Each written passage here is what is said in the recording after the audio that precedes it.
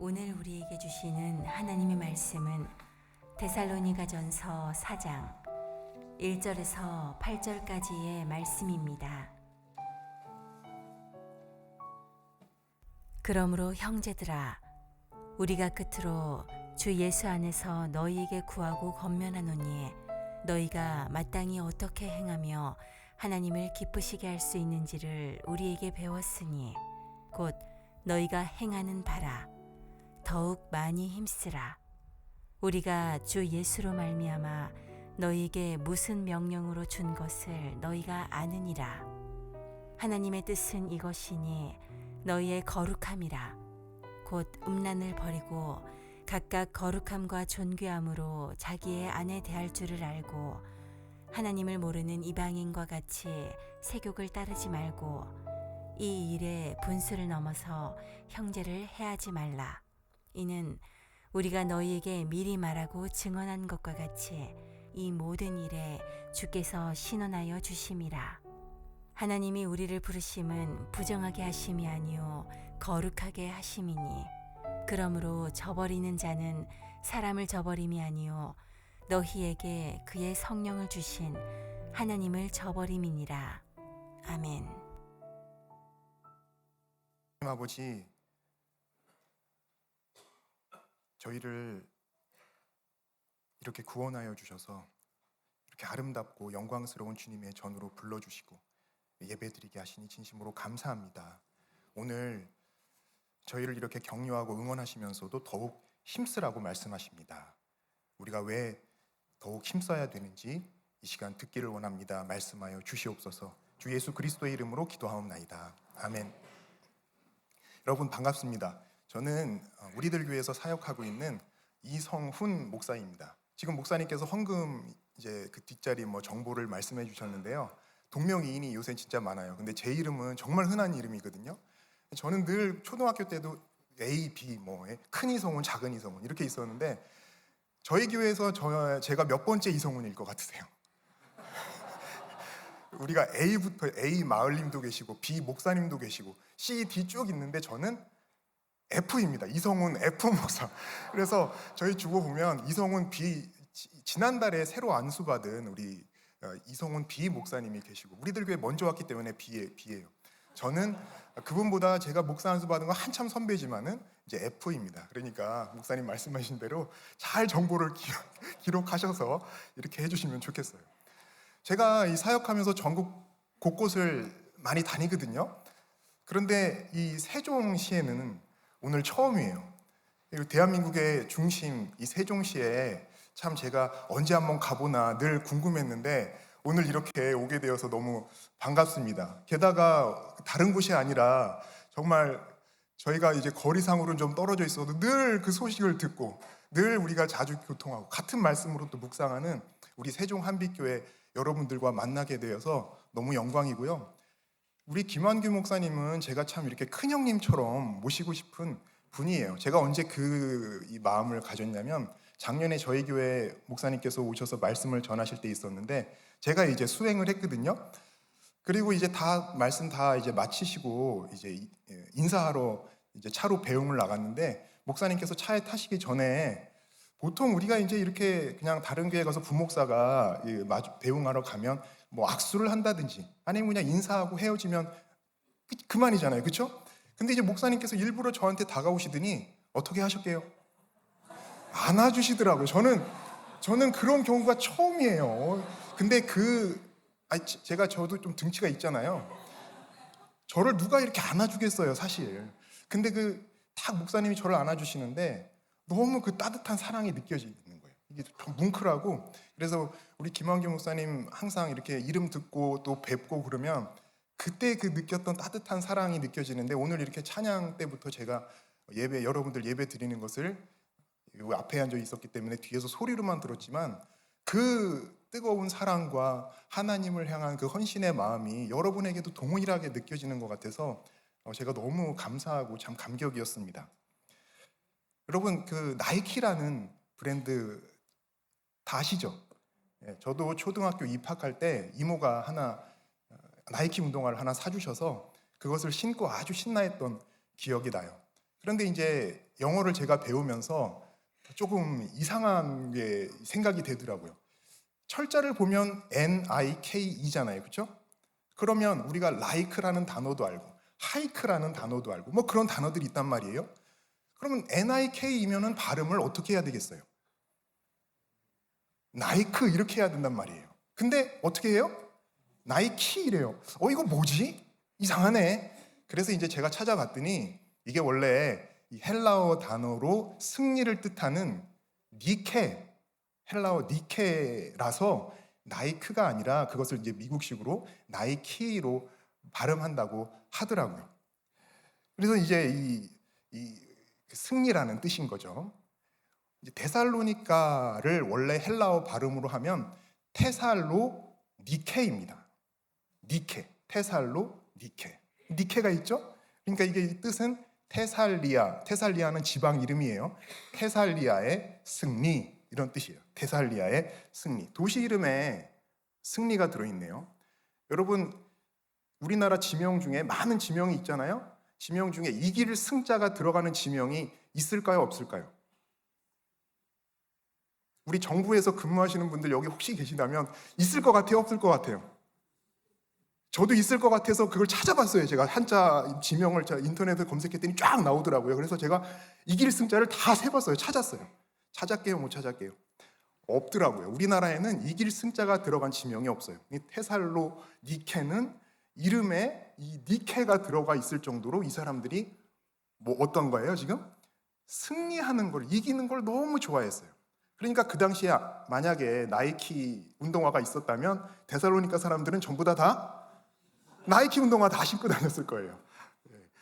이 사람들은 이렇게 이기는 거를 좋아했을 뿐만 아니라 실제로 이기고 또 이기는 사람들이었습니다. 그래서 그 당시 그 지역에 뭐 많은 싸움이 있었을 거 아니에요? 그러니까 싸울 때마다 항상 그 사람들은 이기는 편에 딱 서는 거예요. 그래서 당시 세계 최강이었던 이 로마 편에 일찌감치 빌붙었어요. 그래가지고 그 로마의 보호 아래 발전과 발전을 거듭하면서 명실상부 이 마게도냐 지방의 수도가 되었습니다. 여러분 우리도 데살로니가처럼 이기는 거 너무 좋죠. 이기는 거 사실 싫어하는 사람이 어디 있겠어요. 요새 뉴스를 보니까 킬러 문제, 킬러 문항 이런 뉴스가 많이 나오더라고요. 아니 저도 이제 아들이 중3이거든요. 우리 아이들이 시험을 이기고 문제를 이기는 거는 이해가 되세요 안 되세요?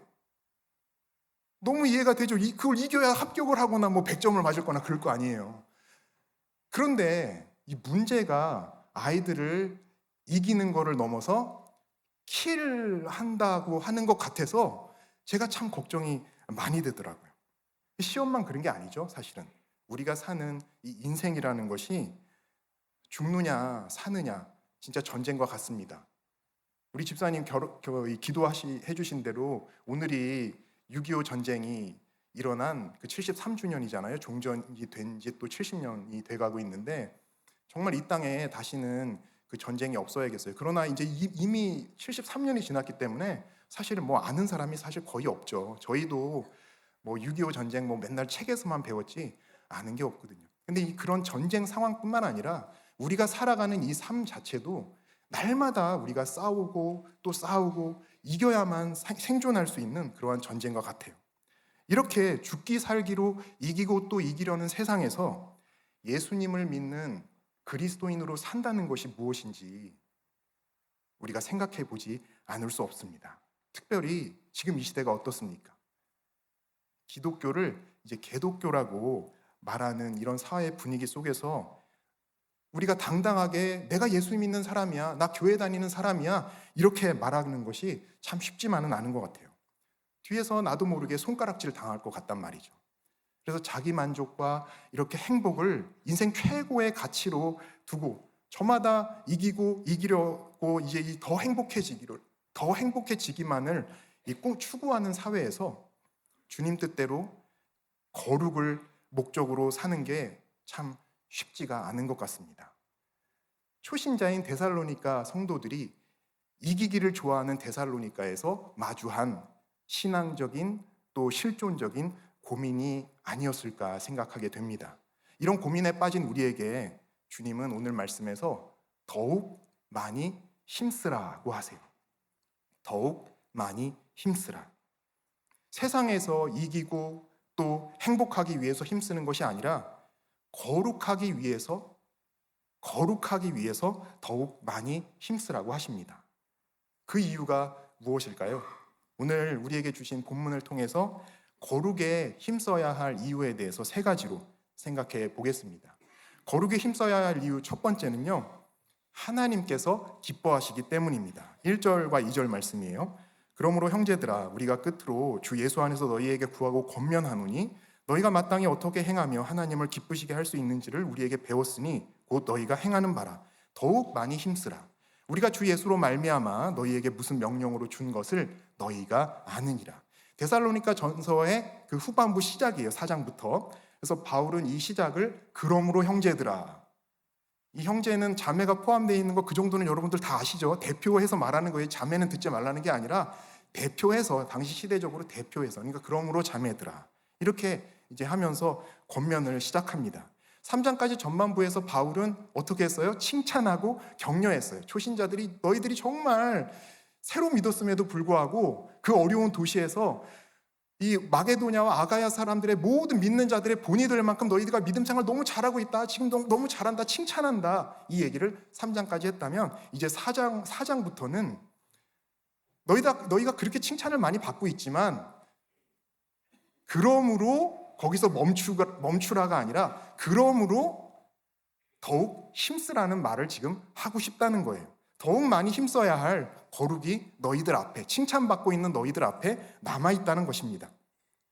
바울은요, 자기 힘으로 또 자기 권위로 이렇게 구하고 권면하지 않았어요. 주 예수 안에서 합니다. 그리고 또 주 예수로 말미암아 전했어요. 왜 그래요? 자신이 주 예수 안에서 또 주 예수로 말미암아 살아났기 때문이에요. 그리고 지금도 살아가고 있고 지금도 그 주님의 사역을 감당하고 있기 때문입니다. 그래서 자기 열심이 아니라 하나님의 마음으로, 주님의 사랑으로 지금 그 그리움, 즉 그 걱정이 되는 데살로니가 성도들을 향해서 간절한 마음으로 전하고 또 가르치고 있는 거예요. 바울이 이렇게 간절한 마음으로 전하고 가르치니까 성도들이 어떻게 했어요? 배웠다 그래요. 배웠다. 이 배웠다는 말은 받아들였다는 뜻입니다. 바울이 말씀을 전할 때 성도들은 와, 참 좋은 말이네. 그래, 아주 훌륭한 말이야. 이렇게 멈추지 않았어요. 또는 저 말은 내 남편이 좀 들어야 되는데, 내 아내가 들어야 되는데, 이렇게 흘려 듣지도 않았습니다. 그 말을 들을 때 내가 듣고 행해야 할 말씀으로 인정하고 받아들였어요.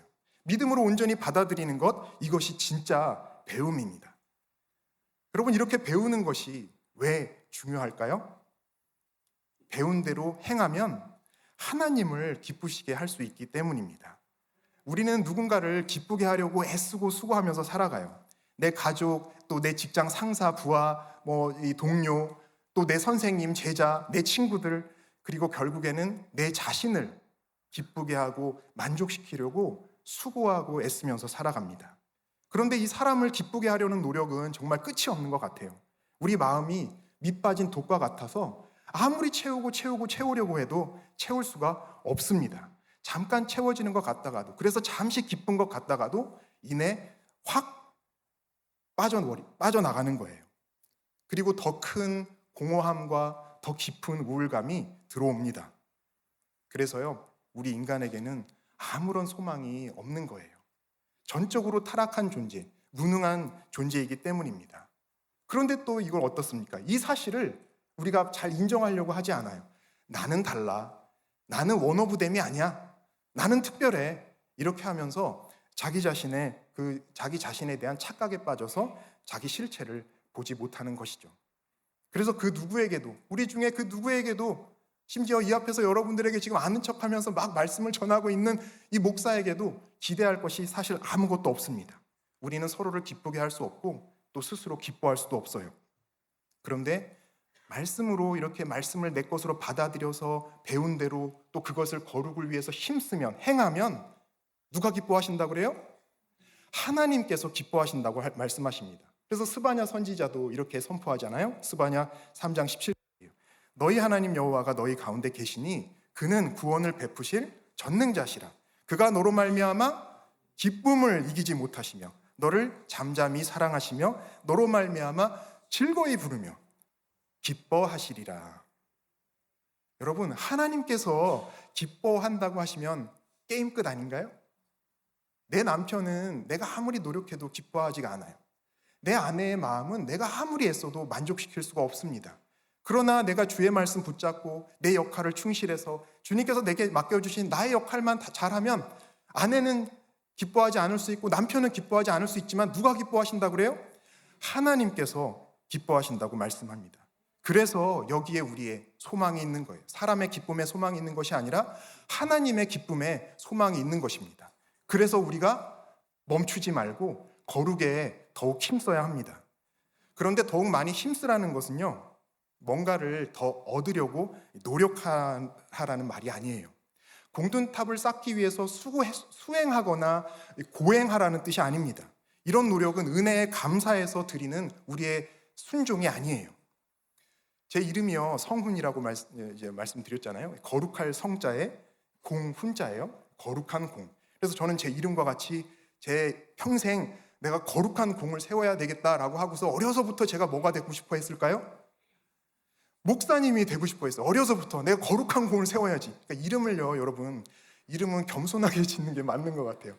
우리 할아버지, 우리 아버지가 이름을 너무 거룩하게 지셔가지고 제가 그냥 이 무거운 목사의 십자가를 지고서 아무튼 그래서 어려서부터 제가 목사가 되겠다고 이렇게 이제 꿈을 품었단 말이죠. 그런데요, 그게 이제 무슨 사명이나 목사의 그 예수님의 복음을 전하는 그런 걸 깨달아서 그런 게 아니라 저희 할아버지께서 그 당시 부흥의 시대였잖아요. 저희 할아버지께서 목사님이셨어요. 그래서 개척을 하셔서 교회를 크게 부흥시키셨고 또 신학교 학장도 오래 하시면서 학교도 크게 키우셨습니다. 그러니까 저는 목사 되겠다는 것이 내가 주의 십자가를 붙들고 복음을 전해야 되겠다 이게 아니라 나 저렇게 위대한 할아버지처럼 돼야지. 그래서 잘 살아야지. 그래서 사람들한테 인정받아야지. 이러한 저의 욕심이었던 거예요. 그러나 어린 시절에 제가 그거를 어떻게 알았겠어요. 알려주는 사람도 없고 이런 공동체도 없는데 교회는 물론 다니죠. 근데 그런 걸 분별해 줄 수 있는 공동체가 없었던 거예요. 그래서 제가 사명인 줄 알고 거룩한 공을 세우는 훌륭한 목사가 되려고 가정에서도 또 교회에서도 학교에서도 제가 이제 열심히 최선을 다해서 힘써 저의 삶을 살았습니다. 저희 아버지께서는 연대 의대를 나오신 이 외과 의사예요. 일반외과 의사신데 그래서 제가 머리를 부모님한테 물려받아서 그런지 그냥 학교에서 공부를 좀 하면 성적이 잘 나오더라고요. 저희가 중학교 때는 제가 전교 2등 밑으로 떨어진 기억이 거의 없어요. 그리고 저희 시대에는 요새는 아니지만 저희 시대에는 이제 대학교를 입시 결과가 좋은 학교들이 이제 쭉 리스트가 있었어요. 지금도 있긴 하지만 그 당시에 이제 제일 그렇게 입시 결과가 좋은 학교 중에 이 대원외고라는 데가 있단 말이죠. 제가 대원외고를 이제 나중에 알아가지고 딱 3주 준비하고 시험을 쳤거든요. 그랬더니 그냥 합격을 하더라고요. 그래서 이제 또 저희 외국 고등학교에 들어갔어요. 거기서 이제 애들을 다 그때 친구들 과외하고 무슨 학원 다니고 다 그럴 거 아니에요? 저도 이제 친구들이 같이 가자고 그래서 갔더니 1시간 이제 청강을 해보니까 배울 게 없더라고요. 그래가지고 저는 그냥 집에서 돈도 아깝고 시간도 아깝고 그냥 과외 학원 이런 거 안 하고 정말 집에서 저 혼자 공부했습니다. 그리고 또 주일은 제가 목사 될 거잖아요. 주일은 거룩하게 예배 드리는 날이죠. 안식해야 되는 날이죠. 주일날 공부를 했겠어요, 안 했겠어요? 우리는 그때는 이렇게 자율학습 이런 제한이 없어가지고 학교에서 다 주일날 불렀거든요. 그래가지고 자율학습 그거를 시켰어요. 근데 제가 선생님하고 이제 이렇게 딜을 치면서까지 저의 그 예배 시간을 지키면서 주일은 그냥 휴무했습니다. 그렇다고 제가 공부를 못했을까요? 그 당시에는 이 수능도 있었지만은 이 본고사라는 게 있었어요. 본고사, 대학별 본고사. 그게 수능보다 더 어려운 거 여러분 아는 사람, 저희 세대는 아실 거예요. 그래서 이제 그 본고사, 전국 모의고사라는 걸 또 봤거든요. 근데 제가 이제 이 전국 모의고사를 이렇게 봤는데 한 번은 그 전국 1등이 나오더라고요.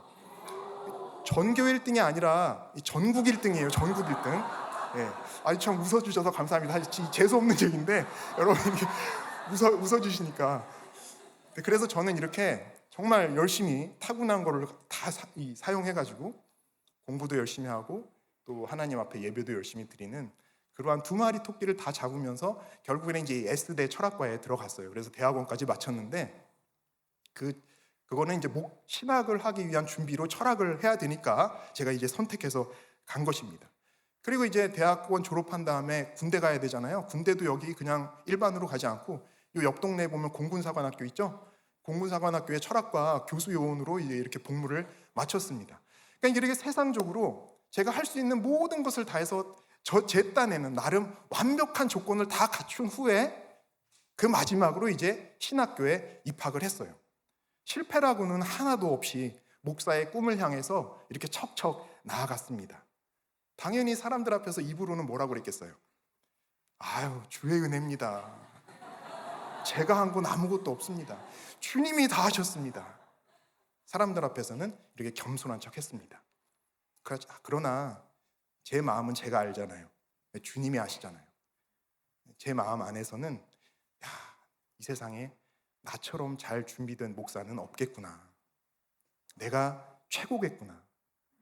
이러한 교만의 싹이 제 마음에 무럭무럭 자랐습니다. 여러분, 이런 제 모습이 거룩에 힘쓰라는 하나님의 말씀을 순종한 것일까요? 그럴 수도 있어요. 여러분 자녀들이 다 이렇게 잘 되기를 축복합니다. 그럴 수 있어요. 그러나 본질적으로 얘기하자면, 하나님 앞에서 말씀드리자면 그거 아니죠. 겉으로는 더욱 많이 힘쓰고 또 뭔가를 성과를 이루는 것 같지만, 그렇게 보이지만 속에서는 내 자신이 하나님 자리에 올라가고 있는 교만일 뿐인 거예요. 거룩이 아닌 행복에, 승리에, 성공에 힘쓴 것입니다. 행복에 힘쓰는 것과 거룩에 힘쓰는 것은 어떻게 다를까요? 생각해 보세요. 성공에 힘쓰는 것과 거룩에 힘쓰는 것의 차이. 행복에 힘쓰는 것은 내 자신을 어떻게 하려고요? 높이려고. 내 자신을 점점 높이려고 힘쓰고 애쓰고 수고하는 것이 바로 행복을 위해 힘쓰는 것이고요. 거룩에 힘쓰는 것은 비참한, 못나다 못해 비참한 나의 실체를 인정하기 위해서 힘쓰는 것입니다. 다시 말하자면 행복을 위한 힘씀은 내가 주인공이 되려는 수고이고요. 거룩을 위한 힘씀은 이렇게 비천한 나, 죽을 수밖에 없는 나이기 때문에 누구를 의지하는 수고예요? 하나님을, 나의 유일한 소망 되시는, 나의 유일한 산성 되시는, 요새 되시는 우리 찬양한 대로 그 하나님만을 의지하려고 애쓰고 수고하고 노력하는 것이 거룩을 위한 힘씀입니다. 주님을 더욱 힘써서 붙들지 않으면 떨어질 수밖에 없는 존재라는 것을 알기 때문에 나의 무능과 나의 부패를 직면하고 인정하는 것이 바로 거룩에 더욱 힘쓰는 거예요. 바로 이것이 어린아이와 같은 그런 겸손한 믿음 아니겠습니까? 이 겸손한 믿음을 우리 주님이 어떻게 하세요? 기뻐하십니다. 어린아이와 같은 믿음을 주님께서 기뻐하시는 거예요. 우리가 전적으로 무능하고 부패한 존재임을 주님께서 아시면서도 우리 존재 자체를 주님께서 기뻐하세요. 그래서 주님께서는 우리에게 너네가 알아서 하늘로 올라와 이렇게 요구하시지 않았습니다. 수행과 고행이 아니에요. 주님께서 친히 낮고 천한 이 땅으로 내려오셨어요. 우리에게 스스로 구원하라고 하지 않으시고 우리 십자가를 지고 자기 십자가로 지셨습니다. 이만큼 우리를 기뻐하시고 사랑하시는 거예요. 주님의 기쁨이 우리가 거룩에 힘써야 할 이유입니다. 적용해 보시기 바랍니다. 요즘 가장 힘쓰고 있는 일은 무엇입니까? 하나님을 기쁘시게 하려고 힘쓰는 일이 있습니까? 내 작은 힘씀도 하나님께서 기뻐하신다는 사실을 믿으십니까?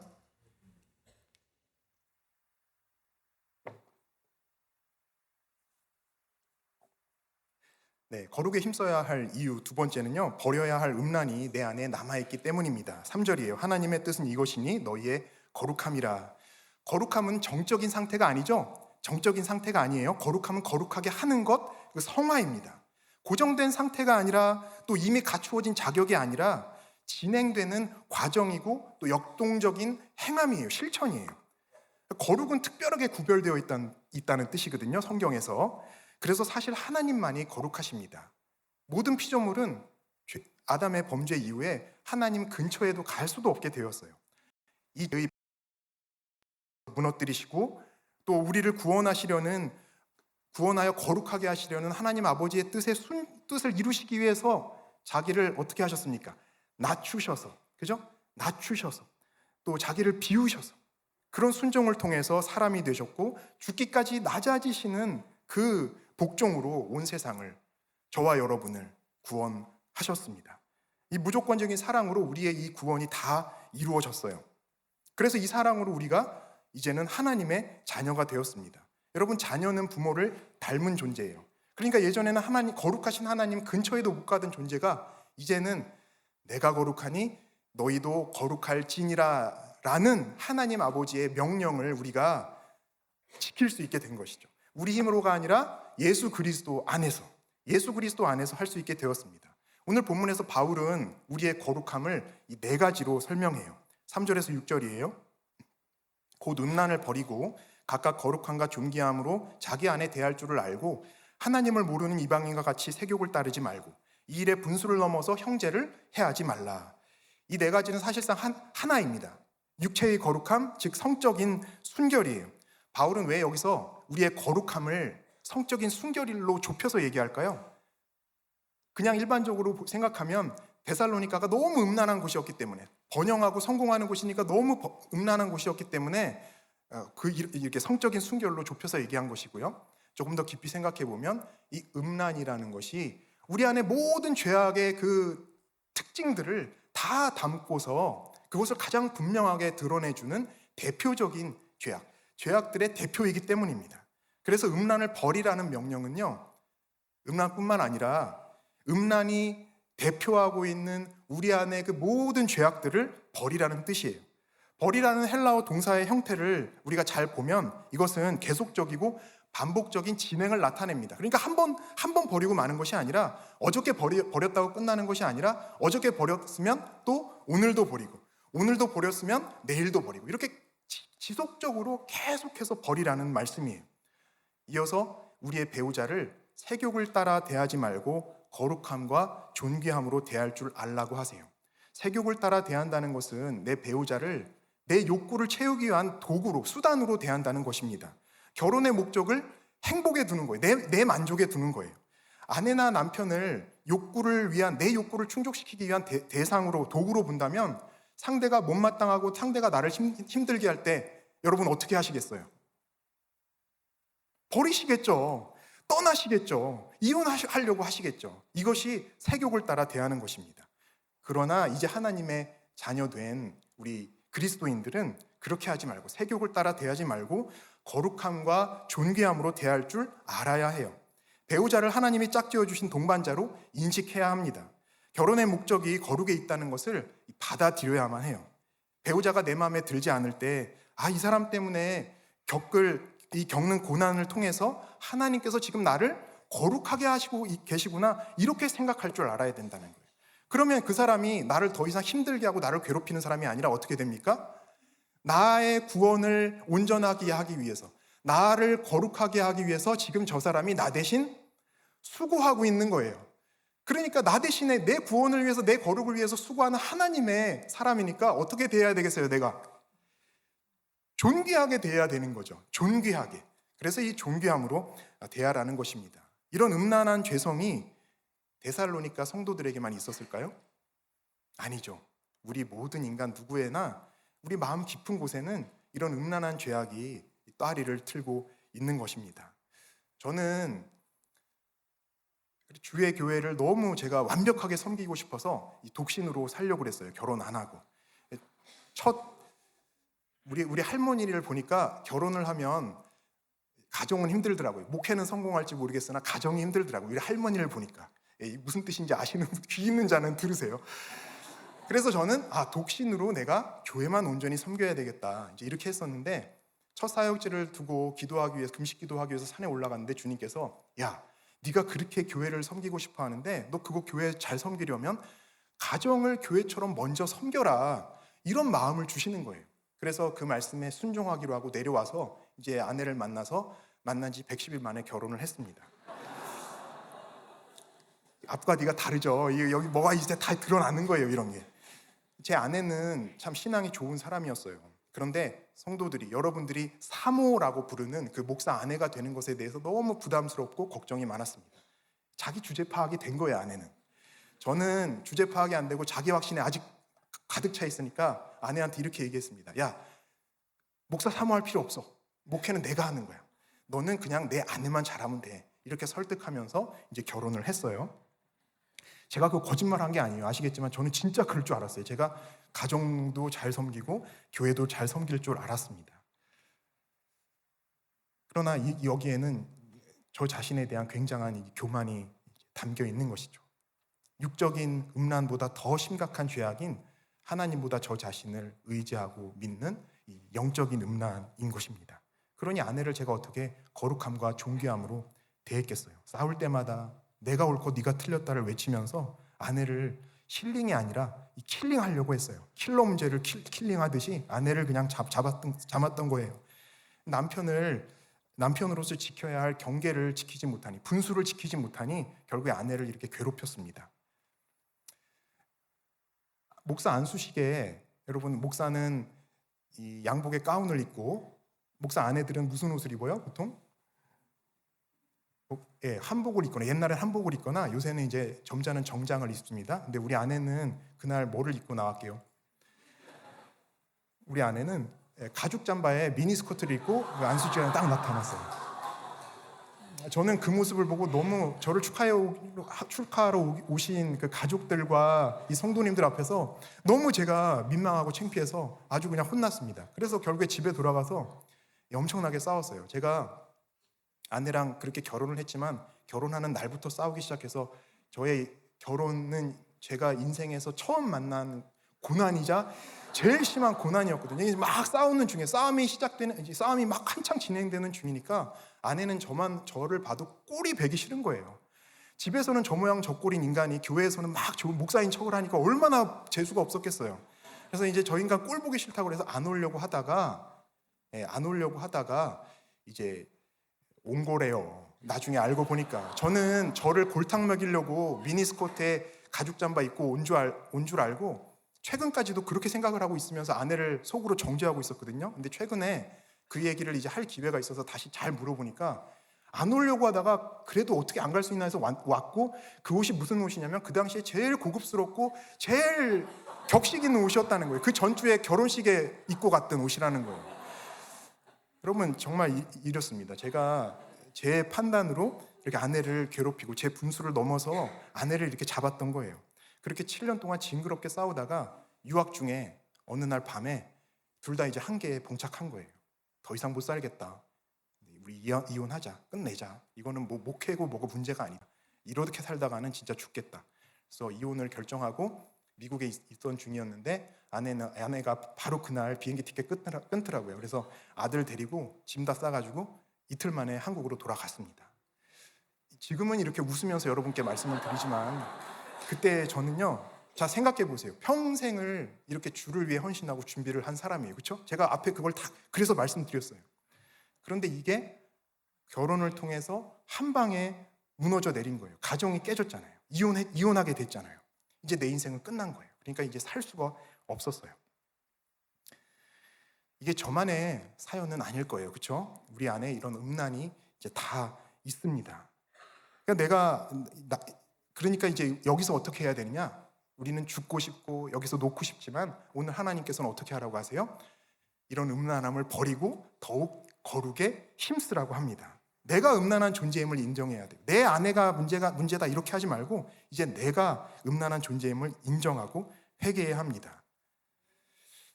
그렇게 우리가 회개하고 또 이렇게 내 안에 음란을 버리려고 이제 힘쓸 때 주님께서 그 예배를 거룩한 예배로 받으시고 우리를 더욱더 거룩하게 빚어가시는 줄 믿습니다.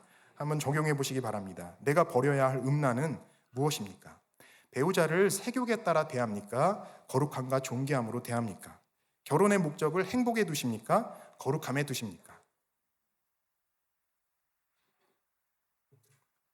네. 거룩에 힘써야 할 이유 세 번째는요, 오늘도 내게 성령을 주시기 때문이에요. 6절입니다. 이는 우리가 너희에게 미리 말하고 증언한 것과 같이 이 모든 일에 주께서 신원하여 주심이라.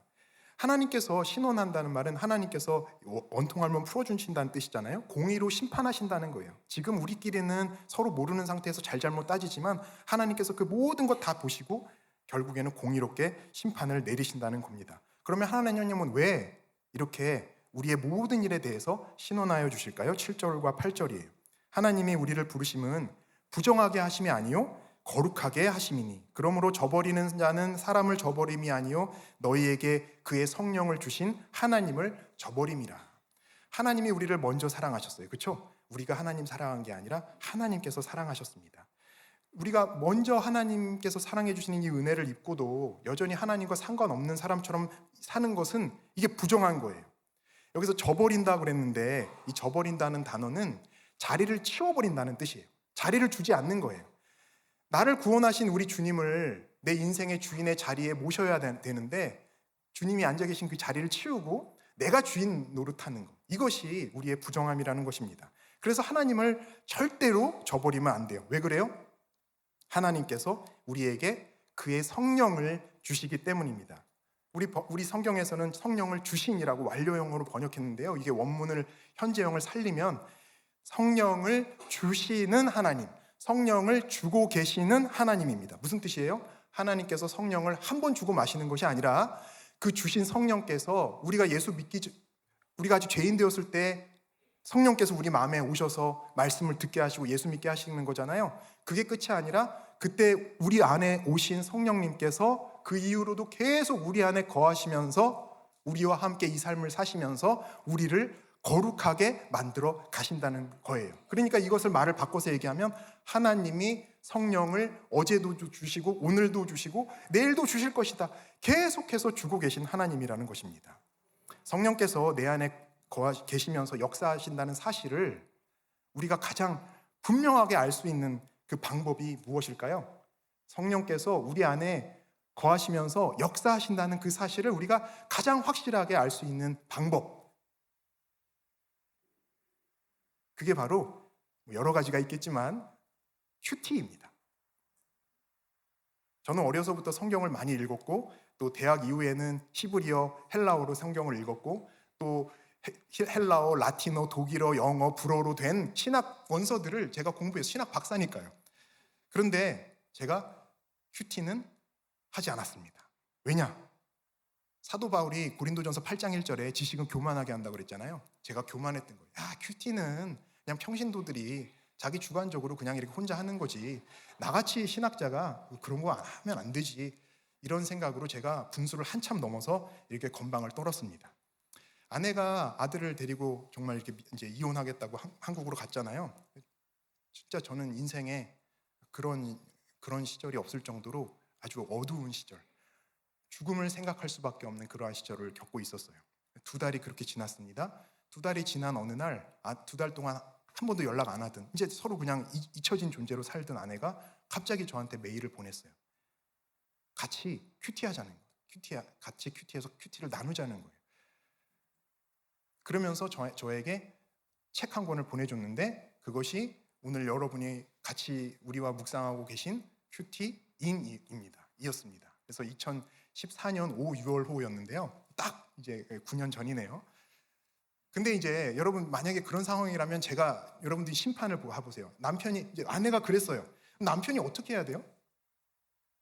아이고 감사합니다. 그러면서 이제 무조건 해야 되지 않겠어요? 그것도 제가 목사잖아요. 같이 말씀 묵상하자 그러면 당연히 아이고 감사합니다 하고 해야 되는데 제가 어떻게 할게요? 너는 그 책으로 하는 거 좋아. 근데 나는 그 책으로 안 할래. 그냥 나는 내가 내 식대로 해서 너한테 보낼 테니까 너는 너 식대로 해서 보내. 이제 제 실체가 아시겠죠? 이래놓고서 이제 저는 저대로 해서 보내고 아내는 아내대로 해서 보냈는데요. 제가 한 거를 이제 찾아봤거든요. 진짜 못 봐주겠더라고요. 무슨 설교한 거, 무슨 강의하는 거.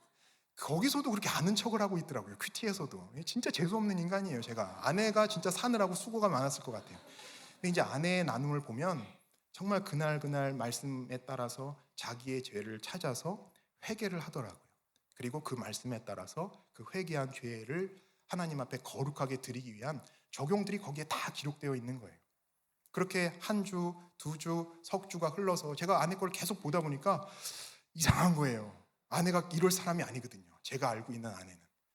그래서 저도 호기심이 너무 커져서 큐티인을 켰습니다. 그래서 그날부터 저도 이제 큐티인으로 묵상을 하기 시작했어요. 제가 그 부분을 제가 찾아봤거든요. 그랬더니 그날 기록을 한 게 있더라고요. 컴퓨터에 제가 쳐놓은 게 있더라고요. 그날 7월 24일 7월달 본문이 마태복음이었는데요. 그게 7월 25일 본문이었어요. 그러니까 여러분, 우리가 큐티하는 방법이 여러 가지가 있잖아요. 눈티도 있어요. 눈티. 눈으로만 하는 큐티. 그다음에 그보다 조금 더 급이 낮은 건 뭐냐면 귀티가 있어요. 귀티. 목사님 설교한 거 그냥 듣고 마는 거. 극동방송 큐티 노트 그냥 듣고 마는 거. 이거 들었으니까 됐다. 이런 거 진짜 안 됩니다, 여러분.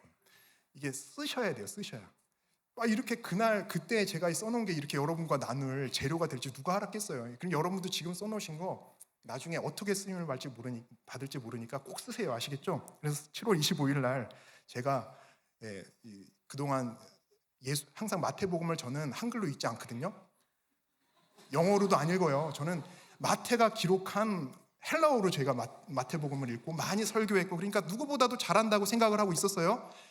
그런데 저는 복음서를 읽을 때 한 번도 제가 예수님 바깥으로 벗어난 적이 없다고 생각했어요. 예수님 편. 그래서 심지어 베드로, 야고보, 요한도 저에게는 판단의 대상이었습니다. 그런데 이제 이 7월 25일 이 기록이 어떻게 되어 있는지 읽어드릴게요. 시간이 귀신의 왕을 의지하여 이게 이제 예수님이 귀신을 쫓아내시니까 바리새인들이 귀신의 왕을 힘입어서 귀신을 쫓아낸다. 이렇게 비난하는 그 본문이에요. 쫓아낸다고 비난하던 바리새인의 모습을 보면서 제가 이제 이렇게 적었어요. 내가 맹인이고 벙어리다. 보는 척, 말할 줄 아는 척하고 있을 뿐 실상은 늘 세상 것에 대한 염려로 분주한 삶을 산다. 목사로서 신학자로서 맹인이고 벙어리다. 거기까지 갈 것도 없이 남편으로서, 아비로서, 아들로서, 사위로서 이 모든 기본적인 관계에서조차 맹인이고 벙어리다. 스스로 멀쩡하고 좋은 사람이라고 생각했던 때가 참 수치스럽다. 바리새인이 바로 나였다. 바리새인이 바로 나였다. 제가 말씀드렸죠. 베드로도 저에게는 판단 대상이었는데 제가 바리새인이라고 생각을 해봤겠어요? 그러나 큐티인으로 이렇게 묵상을 하다 보니까 제가 바리새인이라는 것이 깨달아졌습니다. 완악하고 교만한 제 안에서 말할 수 없는 탄식으로 저를 위해서 기도해 주시던 그 성령 하나님의 임재를 깨닫는 순간이었어요. 그렇게 큐티를 무시하던 이 바리새인이 우여곡절 끝에 이렇게 큐티한 지 딱 이제 9년이 지났습니다. 좋은 가정에서 훌륭한 교육을 받으면서 모범생으로 자라서 신학 박사까지 되었지만요, 그 모든 지식으로는 제가 바리새인이라는 이 가장 쉬운 사실조차 깨닫지를 못했어요.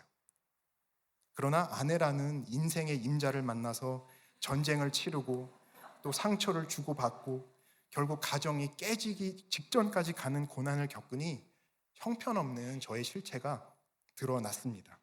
거기서 끝냈다면 결론은 죽음이었겠죠? 그러나 하나님의 은혜가 그 고난 위에 임했어요.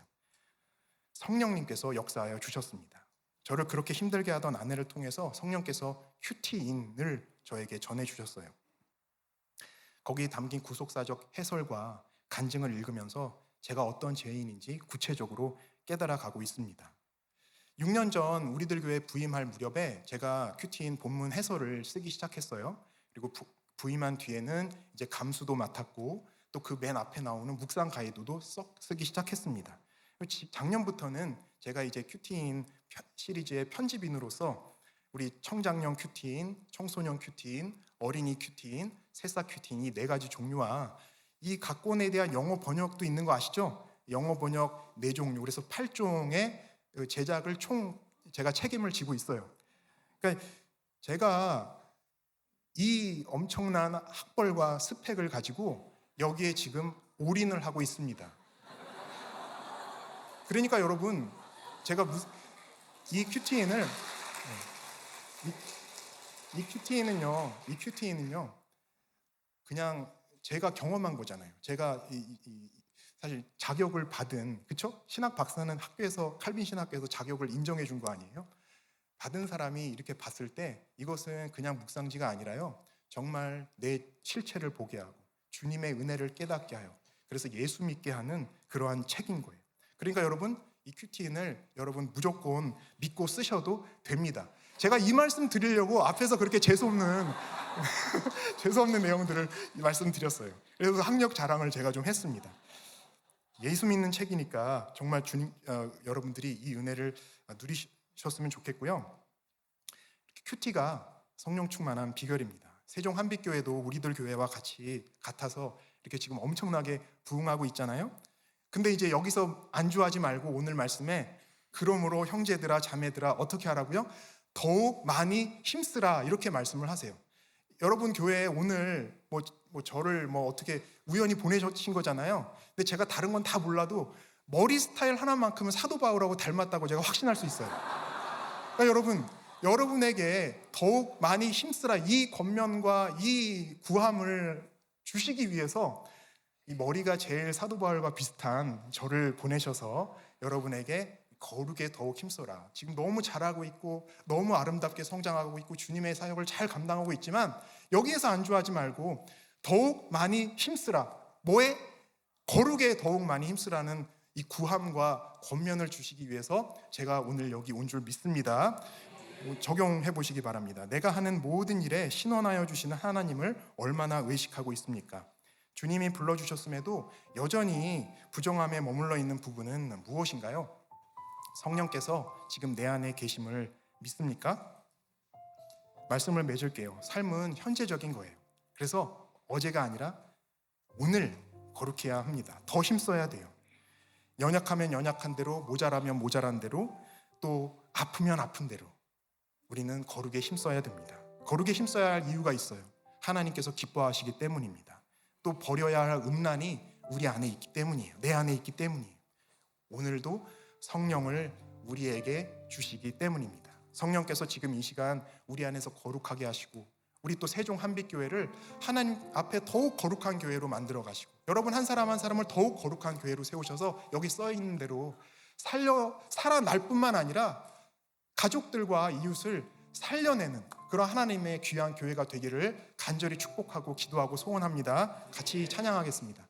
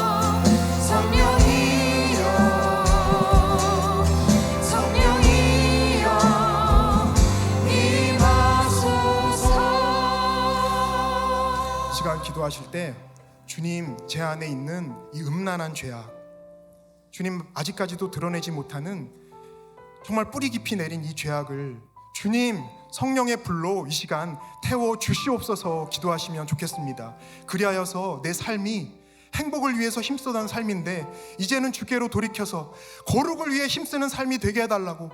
주님, 저는 힘이 없습니다. 제가 할 수 없습니다. 저는 연약합니다. 그러나 제 안에 계신 성령께서 직접 역사하신다고 약속하셨사오니 주여 성령이여 저를 도와주셔서 저를 거룩하게 하여 주시옵소서. 우리 가정을 거룩하게 하여 주시옵소서. 우리 교회를 거룩하게 하여 주시옵소서. 다 함께 주여 부르시고 기도하시겠습니다. 주여. 아버지 하나님, 아버지 하나님, 주님이 저 죄 안에 정말 완전하게 하겠습니다. 아직까지도 음란한 죄악이 남아있습니다. 주여 은혜를 더하여 주셔서 이 시간 성령의 불로 내 모든 더러운 것들을 주님 채워 주시옵소서. 아버지 하나님, 그리하여서입니다. 행복을 따라서 힘쓰던 삶을 돌이켜서 아버지 하나님 이제는 거룩한 삶을 살 수 있도록 주님 은혜를 더하여 주시옵소서. 아버지 하나님, 우리 한 사람 한 분 한 분 주님 거룩하게 만들어 주시고 우리 가정마다 하나님 아버지 시험 음란한 죄에 모두 끊어지고 중독이 끊어지고 아버지 하나님 앞에 거룩한 가정으로 설 수 있도록 주여 은혜를 더하여 주시옵소서. 우리 세종한 교회 주님께서 거룩하게 만들어 주시옵소서. 더욱더 귀한 사역 감당할 수 있도록 도와주시며 아버지 하나님 죽어가는 많은 영혼들을 주님께로 인도하는 귀한 사역을 감당하는 우리 귀한 교회가 될 수 있도록 주님 성령께서 함께하여 주시고 역사하여 주시옵소서. 더욱 힘쓸 때 아버지 하나님 많은 열매들이 맺힐 수 있도록 아버지 하나님 은혜를 더하여 주시옵소서.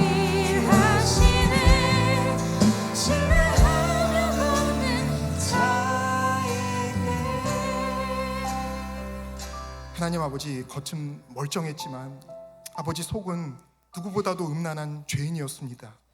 그래서 정말 죽어 마땅했고 아버지 하나님 주님의 사명은 정말로 주님 가까이 갈 수도 없는 죄인이었는데 주님께서 불쌍히 여겨주셔서 다시 살려주시고 가정을 살려주시고 아버지 그 은혜를 뛰어넘어서 은혜 위에 은혜로 이제는 정말 예수 믿게 하는 주님의 또 주님께서 내리신 이 선물과 같은 책을 이 300여 분의 많은 동역자들과 함께 만드는 이 귀한 일을 저에게 맡겨주시고 오늘 또 이렇게 세종 한빛교회에 오게 해주셔서 같이 말씀을 나눌 수 있는 은혜 주시니 감사합니다.